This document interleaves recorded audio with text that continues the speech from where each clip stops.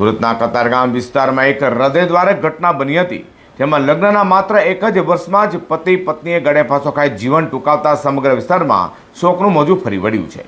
બંનેની લાશ ઘરના બીજા માળે આવેલા રૂમમાંથી મળી આવતા પોલીસ દોડી ગઈ હતી.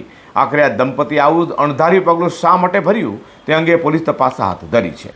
સુરતના કતારગામ વિસ્તારમાં આવેલા કિસ્મત કોલોની હળપતિવાસમાં એક નવદંપતીના સામૂહિક આપઘાતની ઘટના સામે આવતા ચકચાર મચી જવા પામ્યો છે. વાત એમ છે કે મૂળ ભાવનગરના 23 વર્ષીય અભય ગિરીશ કાતરિયા, તેમની પત્ની મૂળ ઝારખંડ દિશાબેન અભય કાતરિયાએ પોતાના ઘરમાં ગળે ફાંસો ખાઈ જીવન ટૂંકાવી લીધું હતું. બંને મકાનના બીજા માળે રહેતા હતા. બપોરના સમયે પરિવારના સભ્ય ઘરે પહોંચ્યા તે રૂમનો દરવાજો અંદરથી બંધ હતો. વારંવાર બોલાવવા છતાં કોઈ જવાબ ન મળતા શંકા ગઈ હતી અને દરવાજો તોડી અંદર પ્રવેશ કરતા બંને ગળે ફાંસો ખાધેલી હાલતમાં મળી આવ્યા હતા. ઘટનાની જાણ થતાં કતારગામ પોલીસ તાત્કાલિક સ્થળ પર પહોંચી હતી અને બંનેના મૃતદેહને પોસ્ટમોર્ટમ માટે મોકલી આગળની કાર્યવાહી હાથ ધરી છે. પોલીસની પ્રાથમિક તપાસમાં જાણવા મળ્યું હતું કે બંનેના લગ્નને હજુ તો 1 વર્ષ જ થયું છે.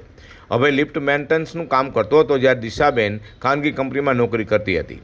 અભય મૂળ ભાવનગર જિલ્લાના ખડસલિયા ગામનો રહેવાસી હતો, જ્યારે દિશાબેન મૂળ ઝારખંડના હતી. હાલ આત્મહત્યાનું ચોક્કસ કારણ સામે આવ્યું નથી.